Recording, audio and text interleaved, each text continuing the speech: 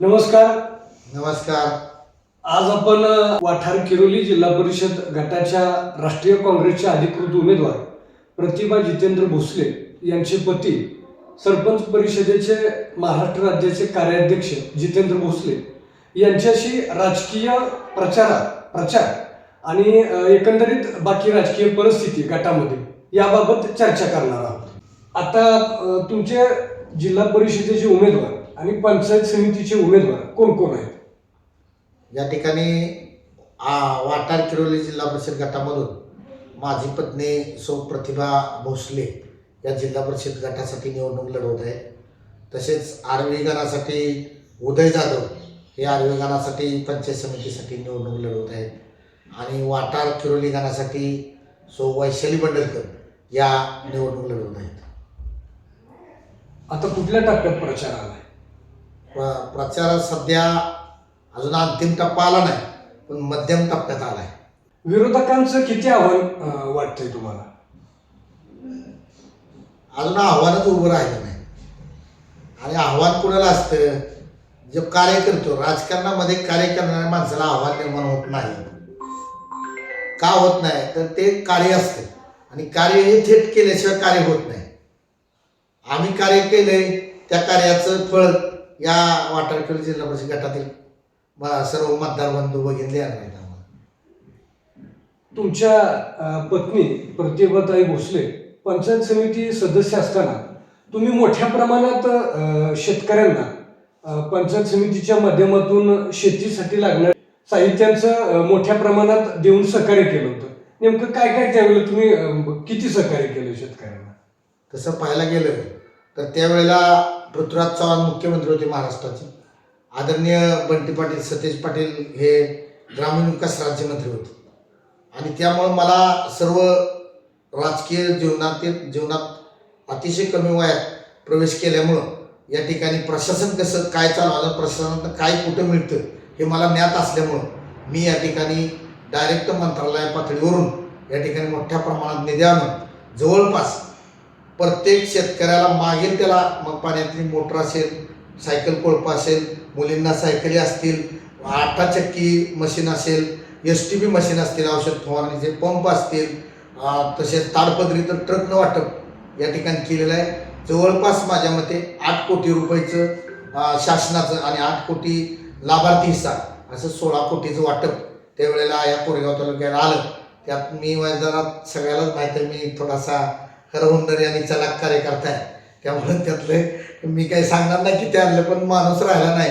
माझा गण तर पूर्ण झाला, पण पलीकडचा गण मी करून पूर्ण गटाला ज्या ज्या लोकांनी माझ्याकडे मागणी केली होती त्यांना घरपोच सेवा दिली की जेणेकरून त्या फक्त व्यक्तीने 7-12 उतारा आणि 50% भरायची रक्कम द्यायची. मला वाटतं ह्या परिसरातली एकही वीर शिल्लक राहिली नसेल मोटर बसवायची. एका व्यक्तीने 5-5 मोटरी माझ्याकडे या ठिकाणी पाण्यातले नेलेल्या आहेत आणि सगळी घरपोच सेवा दिली आहे. इतकी सेवा मला नाही वाटत कुणी कुठल्या पंचायत समिती सदस्य काळात मिळाली असेल. आणि जे काम केलंय ते केलंय. बरं बोलण्यापेक्षा खरं जे आहे सत्य ते मी बोलतो.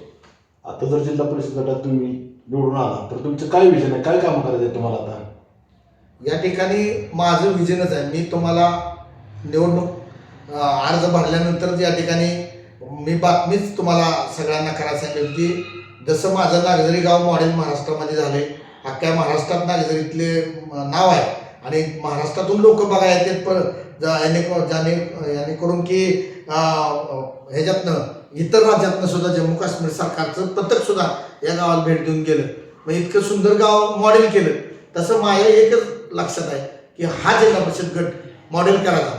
या जिल्हा परिषद गटामध्ये मग रस्त्याच्या सुविधा नाहीत, समजा पाण्याच्या सुविधा काय बऱ्याच गावांना अपुऱ्या आहेत, गटर अंतर्गत आरोग्यासाठी बांधलेली नाहीत, तसेच या ठिकाणी प्राथमिक शाळा डिजिटल झालेल्या नाहीत, तसेच या ठिकाणी शेतकऱ्यांना पाणंद रस्ते नाहीत.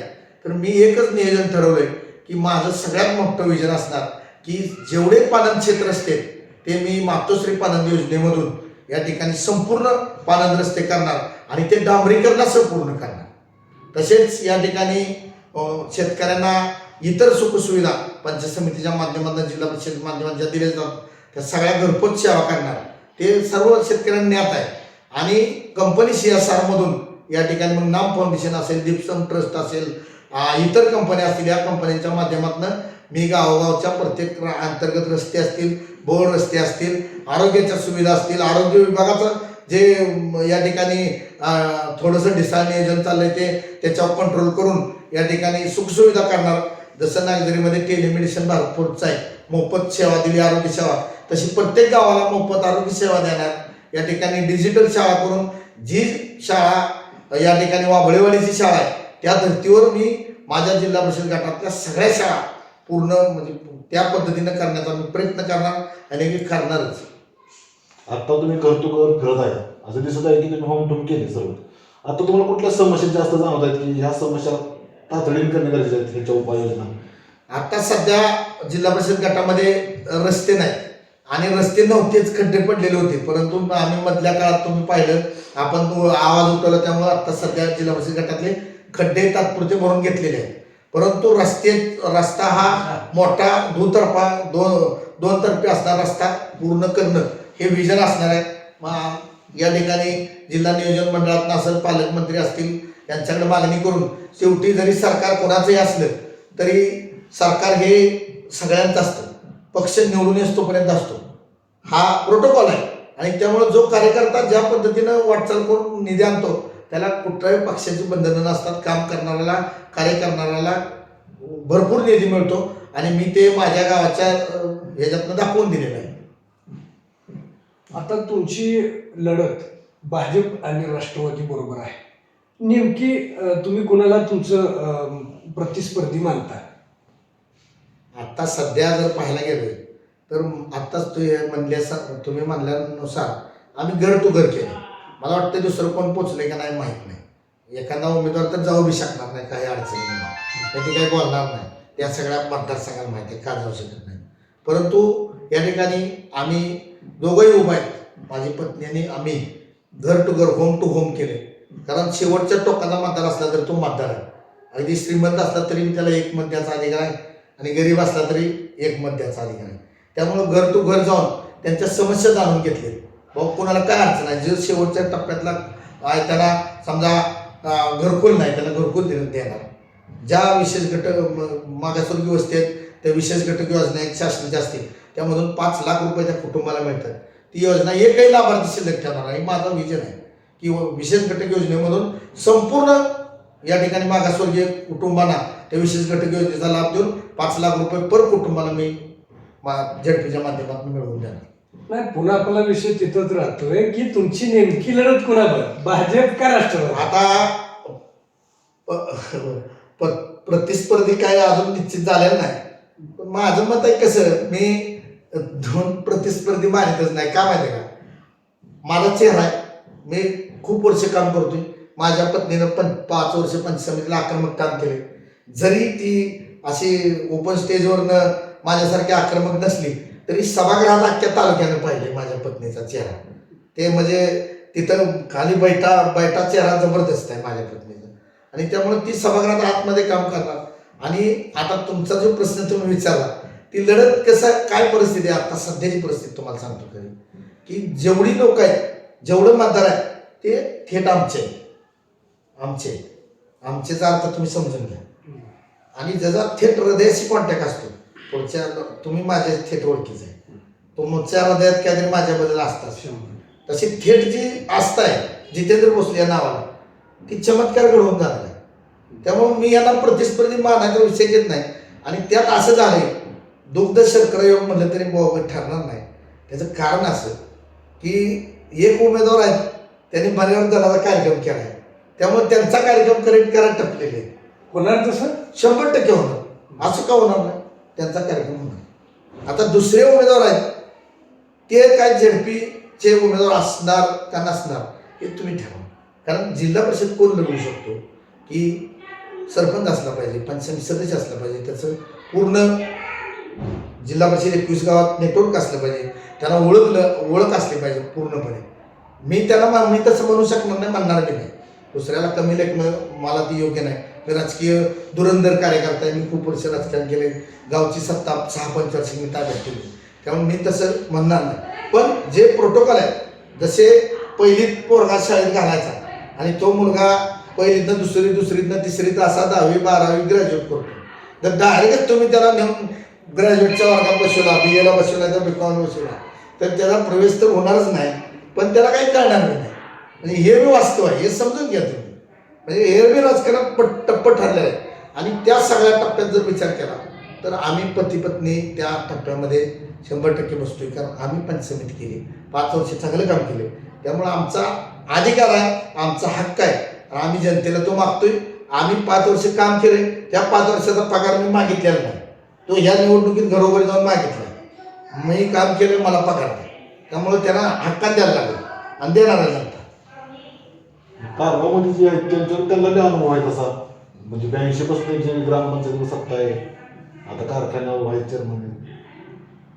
त्यांना अनुभव, राजकीय दृष्ट्या अनुभव जास्त आहे, परंतु काही चुका घडून जातात ना राजकीय जीवनामध्ये, त्या चुका दुरुस्त न होणाऱ्या असतात. त्यांनी विकास केला ना त्यांच्या गावात.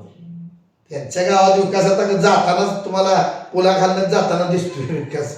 ते मी पहिलं काही काम करणार तर तो पहिला रस्ता करून घेणार. मी जे म्हणजे शासकीय निधी नाही मिळाला तर माझ्या घरी सगळं आहे ते नेऊन तिथं ते रस्ता तेवढा पहिला करून घेणार. कारण आमचीच गाडी त्या खड्ड्यात गेली, तिथं ती चढताना मी बघतोय 30-35 वर जातो रस्ता तसाच आहे. मग रेल्वे करीत नाही, कोण करीत नाही, त्याचा मी स्वतः लक्ष घालून माझा शब्द आहे तुम्हाला आणि जनतेला शब्द आहे की तो पहिला रस्ता, पहिलं काय काम करणार तर ती तारगावचा तो खालनं वर जाणारा रस्ता करेक्ट करून घेणार. जर भले शासनाचा नाही निधी मिळाला तर चौकात करणार, पण करून घेणार. मग विकास आता त्यांनी केला नाही ते तुम्ही बघा, मी नाही सांगितलं. तसेच मतदारांना गाठीभेटी दरम्यान एक मुद्दा प्रकर्षानं आम्हाला जाणवला आणि मतदारांच्या मुखामधून आला की एखाद्या व्यक्तीला किती सत्ता असाव्यात. मग पंचायत समिती बी त्यांना, जिल्हा परिषद बी त्यांना, जिल्हा बँक बी त्यांना, कारखाना बी त्यांना. सत्तेचं विकेंद्रीकरण कधीतरी झालं पाहिजे ना, तो एक लय महत्त्वाचा मुद्दा आहे. आणि त्यामुळं जनतेच्या म्हणजे मतदारांच्या मनामध्ये एक वेगळ्या पद्धतीची चिड निर्माण झाली की एका व्यक्तीकडे किती पदं असली पाहिजे. आणि त्यामुळं या ठिकाणी तो एक मोठा तोटा या जिल्हा परिषद गटामध्ये समोरच्या आमच्या उमेदवाराला या निवडणुकीमध्ये झालेला दिसून येणार आहे. म्हणजे घराणेशाहीचा मुद्दा. हां, आणि घराणेशाही किती वर्ष असावी त्याला मर्यादा आहे. आणि राजकीय वहिवाट जर एकाच घरात पारंपरिक वहिवाट जर राहत गेली तर काय बरोबर नाही. बघा, एखादं पीक एखाद्या जमिनीवर सारखं येत नाही, त्याचा बिवड बदलावा लागतो. त्यामुळं या निवडणुकीत 100% वहिवाट बदल होणार आहे. बिवड बदलला. या ठिकाणी माझी पत्नी प्रतिभा भोसले, पंचायत समिती आर्वी गणातून उदय जाधव आणि वाटरा गणातून वैशाली बंडलकर हे 3 उमेदवार हाताच्या पंजावरती या चिन्हावरती निवडणूक लढवत आहेत. काँग्रेसमधून या ठिकाणी मूळ आमचं दैवतच काँग्रेस आहे, जन्मच काँग्रेसमधूनच सुरुवात झाली, काँग्रेसमध्येच या ठिकाणी आम्ही आत्ता निवडणूक लढवतोय. आदरणीय या तालुक्याचे माजी आमदार शंकरराव जगताप असतील, नुकतेच या काँग्रेसच्या चिन्हावरती निवडून आलेले भीमराव काका जरी अगदी भाजपमध्ये ते असले तरी त्यांचाही सगळा प्रवास काँग्रेसमधनच झालेला आहे. आणि हा गट काँग्रेस प्रिय आहे. काँग्रेसला मी हाताचा पंजा घेतल्यानंतर संभ्रम निर्माण झाला होता मधल्या काळात. मला वाटते तुमच्या कोणाकडनंच तरी बातमी सुटली, जितेंद्र भोसले बाणाच्या टोकाकडे लक्ष दिसते, पण कसं असते टोक एकीकडे दाखवायचं असतं, फिरून दुसरीकडे वाटचाल करायची असते. राजकारणाचा प्रोटोकॉल असतो, त्यानुसार आम्ही हाताचा पंजा काय असतो, हाताच्या पंजाला किती या ठिकाणी महत्त्व आहे आणि ते चिन्ह तो पक्ष हृदयात आहे माणसांच्या. आणि त्यामुळे ते जे ठरलेलं मतदान आहे ते फिट असते आणि ते पुन्हा नंतर जे उमेदवार चांगला असेल, त्याचा चेहरा चांगला असेल, त्यांना मिळालं की त्यांचा विजय सुकर होतो. त्यामुळं आमचं केलेलं पहिलं काम सगळ्या या वाटार किरोली जिल्हा परिषद गटातल्या सर्व लोकांना एवढंच ज्ञात झालं की कार्य कोण करणार आहे. आत्ता सध्या वाटार किरोली आणि खास करून मला सांगायचे, आत्ता जवळजवळ 12 जिल्हा परिषदेच्या निवडणूक सुरू आहे. 12 जिल्हा परिषद गटामध्ये एक गट असा आहे की तो आजही यशवंतराव चव्हाणांच्या विचाराने सुरू आहे. या गटामध्ये अजून कुणीही कसलीही अपेक्षा मतदारांनी केली नाही. एकच अपेक्षा त्यांना आहे की या गटाचा विकास झाला पाहिजे. विकास या शब्दासाठी निवडणूक लढत असलेला या 12 जिल्ह्यातला फक्त वाटार किरोली गट आहे. आणि तो गट या ठिकाणी कार्य कोण करतो, कार्य कुणी केलंय कार्य करणारा कार्यकर्ता कोण आहे त्यालाच मतदान होणार आहे आणि हे तुम्हाला 9 तारखेच्या निकालात दिसून येईल. त्यामुळं या ठिकाणी मी सर्व मतदार बंधू भगिनींना एकच विनंती करतो की खूप वर्षाची माझी बी इच्छा आहे जिल्हा परिषदमध्ये काम करायची आणि जिल्हा परिषदमध्ये काम करून प्रत्येकाच्या दारापर्यंत पोहोचायचं. एक फोन केला की घरपोच सेवा देणारा आमचा उमेदवार प्रतिभा भोसले असणार आहे. दुसरे 2 खालचे पंच समितीचे उमेदवार असणार आहेत आणि तिन्ही उमेदवार भरघोस मताने या वाठार किरोली गटातील मतदार बंधू भगिनी निवडून देतील आणि देणार आहेत एवढं मी स्पष्ट करतो. धन्यवाद. धन्यवाद.